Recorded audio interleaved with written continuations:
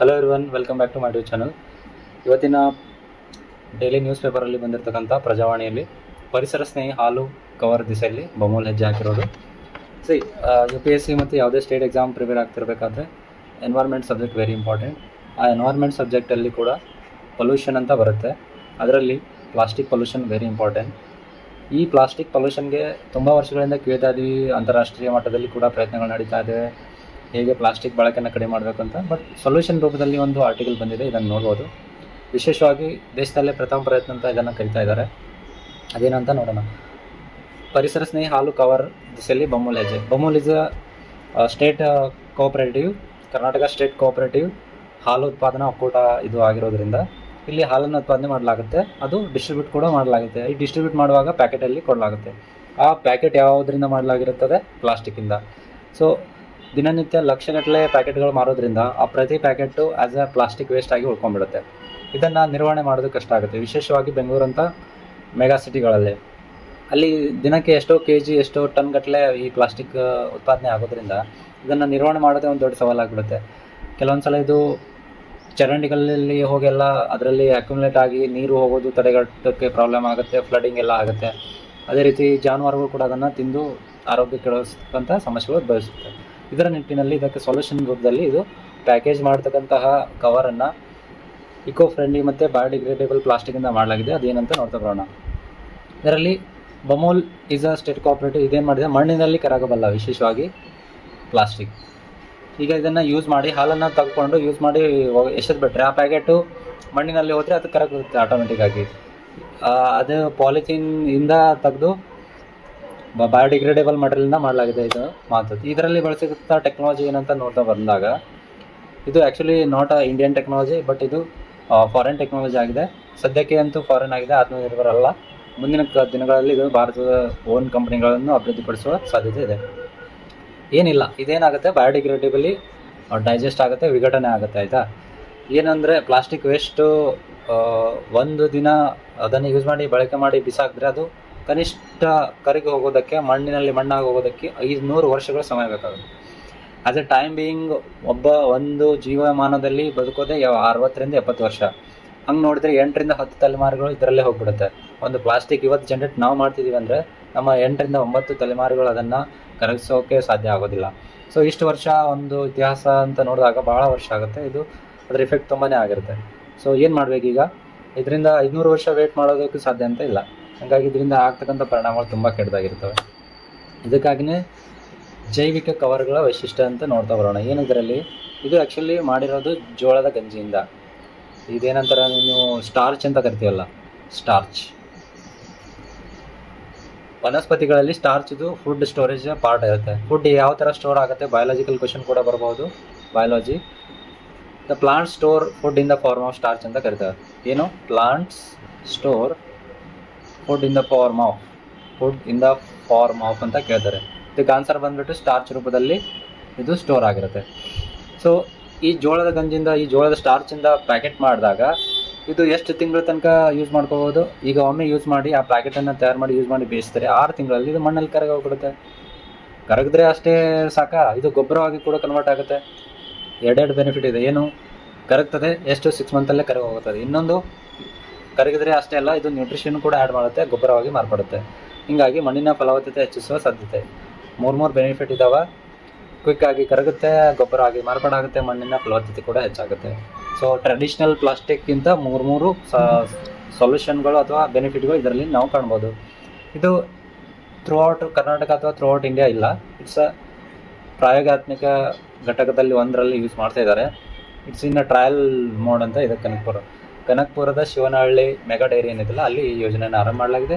ಒಂದು ವೇಳೆ ಇದು ಯಶಸ್ವಿ ಆದರೆ ಇಡೀ ರಾಜ್ಯಾದ್ಯಂತ ವಿಸ್ತರಣೆ ಮಾಡುವ ಸಾಧ್ಯತೆಗಳನ್ನು ಮುಂದಿನ ದಿನಗಳಲ್ಲಿ ನೀವು ಕಾಣ್ಬೋದು.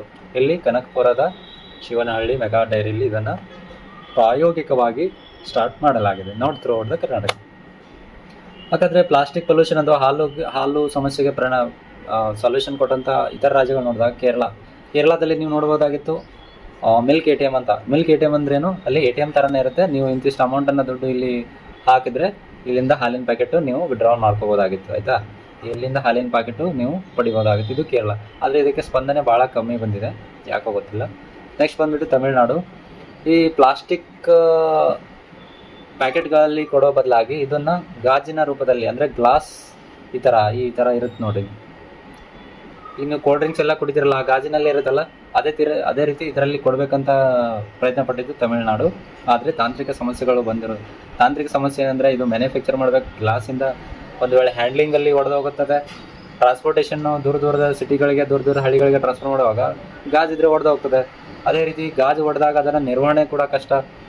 ಆ್ಯಸ್ ಇಟ್ ಈಸ್ ಗಾಜನ್ನು ನೀವು ಡಸ್ಟ್ಬಿನಲ್ಲಿ ಹಾಕಂಗಿಲ್ಲ, ಅದರ ಮ್ಯಾನೇಜ್ಮೆಂಟೇ ಬೇರೆ ಇರ್ತದೆ, ಆ ಥರ ಇರ್ತದೆ. ಇಂಥ ಹಲವಾರು ಸಮಸ್ಯೆ ಇದೆ. ಸೊ ಕರ್ನಾಟಕದ ಈ ಸೊಲ್ಯೂಷನ್ ಬೆಸ್ಟ್ ಇದೆ ಐ ಥಿಂಕ್. ಸ್ಟಾರ್ಚ್ ಏನು ಇದು ಹೊಡೆದ್ರೂ ಅಷ್ಟೊಂದು ಸಮಸ್ಯೆ ಆಗೋದಿಲ್ಲ, ಈಸಿಯಾಗಿ ನಾವು ಡಸ್ಟ್ಬಿನಲ್ಲಿ ಹಾಕ್ಬೋದು, ನಿರ್ವಹಣೆ ಸಮಸ್ಯೆ ಇರೋದಿಲ್ಲ, ಅದೇ ರೀತಿ ಹ್ಯಾಂಡ್ಲಿಂಗ್ ಸಮಸ್ಯೆ ಕೂಡ ಇರೋದಿಲ್ಲ. ಸೊ ಈಸಿಲಿ ಬಯೋಡಿಗ್ರೇಡೇಬಲ್ ಇದೆ. ಓಕೆ, ಇಂತಹ ಸೊಲ್ಯೂಷನ್ ಕೊಟ್ಟಿರೋದ್ರಿಂದ ಇದು ಮೋಸ್ಟ್ ರಿಲಯಬಲ್ ಅಂತ ನಾವು ಕಾಣ್ಬೋದು. ಕಾಸ್ಟ್ ಎಷ್ಟು ಆಗ್ಬೋದು ಸರ್? ನಾರ್ಮಲ್ ಪ್ಯಾಕೆಟ್ಗಳಿಂದ ಕಾಸ್ಟ್ ಎಷ್ಟು ಭಾಳ ಜಾಸ್ತಿ ಏನಿಲ್ಲ. ಈಗ ನಮಗೆ ಒಂದು 100 ಪೈಸಾ ಒಂದು ಪ್ಲಾಸ್ಟಿಕ್, ಜನರಲ್ ಆಗಿ ಎಕ್ಸಾಂಪಲ್ ತೊಗೊಳ್ತಾ ಇದ್ದೀನಿ, 100 ಪೈಸೆ ಒಂದು ಪ್ಯಾಕೆಟ್ ಪ್ಲಾಸ್ಟಿಕ್ ನಿರ್ಮಾಣ ಆಗ್ತಿದ್ರೆ ಇದು 105 ಪೈಸೆಯಲ್ಲಿ ನಿರ್ಮಾಣ ಆಗುತ್ತೆ. ಸೊ ಅತಿ ಹೆಚ್ಚೇನು 10%, 20% ಪ್ರೈಸ್ ರೈಸ್ ಏನಿಲ್ಲ, ಓನ್ಲಿ 5% ಹೆಚ್ಚಿಗೆ ಅಷ್ಟೇ ಇದಕ್ಕೆ ಖರ್ಚು ಜಾಸ್ತಿ ಬರಬಹುದು. ಆದರೆ ಅತ್ಯಂತ ಮಹತ್ವದ ಪ್ಲಾಸ್ಟಿಕ್ಗೆ ಪರ್ಯಾಯ ಹುಡುಕುವ ಭರವಸೆಯ ಹೆಜ್ಜೆ ಆಗಿದೆ. ತುಂಬ ಇನ್ಸ್ಟಿಟ್ಯೂಟ್ಗಳು, ತುಂಬ ದೇಶಗಳು ಎಲ್ಲರೂ ಪ್ಲಾಸ್ಟಿಕ್ಗೆ ಪರ್ಯಾಯ ಇದಕ್ಕೆ ಪರ್ಯಾಯ ಇಲ್ಲ ಅಂತ ಅನ್ಕೋಬೋದು. ಬಟ್ ಇದು ಪರ್ಯಾಯದ ರೂಪದಲ್ಲಿ ಇದನ್ನು ಕಾಣ್ಬೋದು. ಇದನ್ನು ದುಷ್ಪರಿಣಾಮ ಆಗ್ತಕ್ಕಂಥದ್ದು ಏನು ಸಮಸ್ಯೆ? ಪ್ಲಾಸ್ಟಿಕ್ ಅಂದರೆ ನಾರ್ಮಲ್ ಪ್ಲಾಸ್ಟಿಕ್ ಯೂಸ್ ಮಾಡಿದಾಗ ಏನಾಗ್ತಿತ್ತು, ಮಣ್ಣಲ್ಲಿ, ನೀರಲ್ಲಿ, ಮಳೆ ಕಾಲುಗಳು ತಡೆದು ಫ್ಲಡ್ಡಿಂಗ್ ಆಗೋ ಸಾಧ್ಯತೆ ಇತ್ತು. ನೀವು ನೋಡ್ತಿದ್ರೆ ಬೆಂಗಳೂರಲ್ಲಿ ಸಮಸ್ಯೆ ಯಾವ ಥರ ಇದೆ ಅಂತ.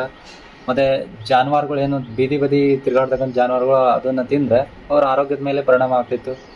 ಮತ್ತು ಪ್ಲಾಸ್ಟಿಕ್ ಯೂಸ್ ಮಾಡೋದ್ರಿಂದ ಮೈಕ್ರೋ ಫಾರ್ಮಲ್ಲಿ ಪ್ಲಾಸ್ಟಿಕ್ ಹಾಲಲ್ಲಿ ಹೋಗಿರೋದ್ರಿಂದ ಹಾಲಿನ ಗುಣಮಟ್ಟದ ಮೇಲೆ ಕೂಡ ಪರಿಣಾಮ ಆಗ್ತಿತ್ತು. ಸೊ ಈಗ ನಾವು ಪ್ಲಾಸ್ಟಿಕ್ ಬದಲಾಗಿ ಸ್ಟಾರ್ಚ್ ಯೂಸ್ ಮಾಡಿದ್ರೆ ಏನು, ಸ್ಟಾರ್ಚ್ ಇಸ್ ಎಡಿಬಲ್ ಫುಡ್ ಅಲ್ಲ, food form it's a form of food, but digest ಆಗೋದಿಲ್ಲ. ಸ್ಟಾರ್ಚ್ ತಿಂದರೆ ಅದನ್ನು ಬೇರೆ ಫಾರ್ಮ್ಗೆ ಕನ್ವರ್ಟ್ ಮಾಡಿ ತಿನ್ನಲಾಗುತ್ತೆ. ಗ್ಲುಕೋಸ್ ಫಾರ್ಮಲ್ಲಿ ನಾವು ಕನ್ಸ್ಯೂಮ್ ಮಾಡ್ತೀವಿ, ಸ್ಟಾರ್ಚನ್ನು ನಾವು ತಿನ್ನೋಕ್ಕಾಗಲ್ಲ, ಡೈಜೆಸ್ಟ್ ಆಗೋದಿಲ್ಲ ಹ್ಯೂಮನ್ಸು.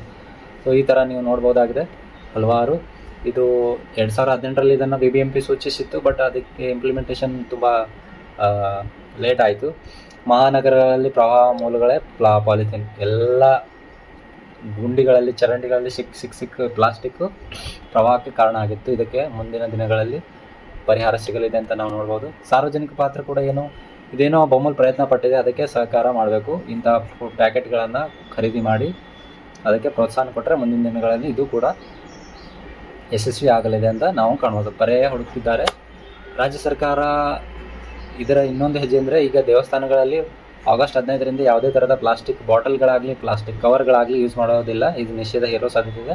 ಬಟ್ ಇದಕ್ಕಿಂತ ಮುಂಚೆ ಹಲವಾರು ಬಾರಿ ಪ್ರಯತ್ನ ಪಟ್ಟಿದೆ, ಯಶಸ್ವಿ ಆಗಿಲ್ಲ. ಜನರಲ್ ಪ್ಲಾಸ್ಟಿಕ್ ಬಗ್ಗೆ ಮಾತಾಡ್ತಿದ್ದೀನಿ. ಮದುವೆ, ಸಾರ್ವಜನಿಕ ಕಾರ್ಯಕ್ರಮಗಳಲ್ಲಿ ಕೂಡ ಇದನ್ನು ಆಗುತ್ತೆ ಅಂತ ನೋಡ್ಬೋದು. ಬಟ್ ಜನ ಇದನ್ನು ಇಂಪ್ಲಿಮೆಂಟ್ ಮಾಡೋದಿಲ್ಲ ಮೋಸ್ಟ್ಲಿ. ಯಾಕಂದರೆ ನಾವು ಕಾಂಪಿಟೇಟಿವ್ ಫೀಲ್ಡಿಗೆ ಬಂದು 8ರಿಂದ 10 ವರ್ಷ ಆಯಿತು. ಇದು ಪ್ರತಿ ವರ್ಷ ನ್ಯೂಸ್ ಇರುತ್ತೆ, ಆದರೆ ಯಾರೂ ಪ್ರಯತ್ನ ಪಡಲ್ಲ. ಸವಾಲುಗಳೇನು? ಬರೀ ಲಾ ಮಾಡಿದ್ರೆ ಆಯಿತಾ? ಲಾ ಮಾಡಿದ್ರೆ ಏನೂ ಆಗೋದಿಲ್ಲ. ಸಾರ್ವಜನಿಕರ ಪಾಲ್ಗೊಳ್ಳೋಕೆ ತುಂಬ ಮುಖ್ಯ. ಅವ್ರು ಇಂಪ್ಲಿಮೆಂಟ್ ಮಾಡಿದ್ರೆ ತಾನೇ ಅದು ವರ್ಕ್ ಆಗುತ್ತೆ. ಅದೇ ರೀತಿ ಸಹಭಾಗಿತ್ವ, ಕೋಆಪರೇಟಿವ್ ಇದರಲ್ಲಿ ತುಂಬ ಅಗತ್ಯವಾದ. ಸರ್ಕಾರ, ಸಾರ್ವಜನಿಕರು ಮತ್ತು ಇಂಡಸ್ಟ್ರಿಯಲಿಸ್ಟು ಸೇರಿದರೆ ಮಾತ್ರ ಇದು ಯಶಸ್ವಿ ಆಗುತ್ತೆ. ಈಗ ನಾವು ಮುಗಿಸೋಣ ಇವತ್ತಿನ ಸ್ಲೈಡು. ಇದೊಂದು ಬಮೂಲ್ನ ಮಹತ್ವದ ಹೆಜ್ಜೆ, ದೇಶದಲ್ಲೇ ಮೊಟ್ಟ ಮೊದಲ ಪ್ರಯತ್ನ ದೇಶದಲ್ಲಿಯೇ, ಮತ್ತು ಪರಿಸರ ರಕ್ಷಣೆಗೆ ಸೂಕ್ತ ಹೆಜ್ಜೆ ಅಂತ ಅನ್ಕೋಬೋದು. ಭವಿಷ್ಯದಲ್ಲಿ ಹಾಲು ವಿತರಣೆಯ ಹೊಸ ಯುಗ ಆರಂಭವಾಗಲಿದೆ ಅಂತ ಇದರಿಂದ ನಾವು ಕಂಡುಕೋಬೋದು. Thank you so much for watching. Very important. ಎನ್ವೈರ್ಮೆಂಟ್ಗೆ ಮಹತ್ವದ್ದು, ಎಸ್ಸೆ ಬರಿಬೇಕಾದ್ರೆ ಮಹತ್ವದ್ದು. ಉದಾಹರಣೆ ಎಕ್ಸಾಂಪಲ್ ಎಸ್ಸೆಯಲ್ಲಿ ಬೊಮ್ಮಲ್ಲಿ ಉದಾಹರಣೆ ಕೊಟ್ಟರೆ ಪ್ಲಾಸ್ಟಿಕ್ ನಿರ್ಮೂಲನೆಗೆ ಏನು ಪರ್ಯಾಯ ಮಾರ್ಗ ಮತ್ತು ಅದಕ್ಕೆ ಸೊಲ್ಯೂಷನ್ ಏನು, ಎಕ್ಸಾಂಪಲ್ ಇದನ್ನು ಮೆನ್ಷನ್ ಮಾಡಿದ್ರೆ ಮಾರ್ಕ್ಸ್ ಹೆಚ್ಚಿಸೋ ಸಾಧ್ಯ ಇರುತ್ತೆ. ಸೊ ಎಸ್ಸೆಗಳು ಮತ್ತು ನಾಲೆಜ್ ಪಾಯಿಂಟ್ ಆಫ್ ವ್ಯೂ, ನೀವು as a person, human being ಅಂತ ನೀವು ಇದನ್ನು ಇಂಪ್ಲಿಮೆಂಟ್ ಕೂಡ ಮಾಡ್ಬೋದು. Thank you so much for watching. ಸಿಗೋಣ ಮುಂದಿನ ವಿಡಿಯೋದಲ್ಲಿ. Thank you.